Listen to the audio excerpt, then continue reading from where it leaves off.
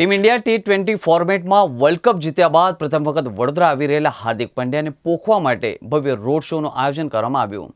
આ road show સાંજે 6 કલાકે માંડવીથી શરૂ થયો ત્યારે ક્રિકેટરના સ્વાગતમાં આખું વડોદરા રસ્તા પર ઉમટી પડ્યું હોય તેવા દ્રશ્યો સર્જાયા।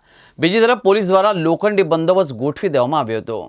માંડવી ગેટથી લઈને લહેરીપુરા દરવાજા સુધી માનવ મહેરામણ ઉમટી પડ્યો હોય તેવું લાગી રહ્યું હતું। આખા રસ્તે હાર્દિક હાર્દિક ગુંજી રહ્યા હતા। રોડ શોમાં તિરંગા સાથે મોટી સંખ્યામાં ચાહકોની ભીડ ઉમટી પડી હતી।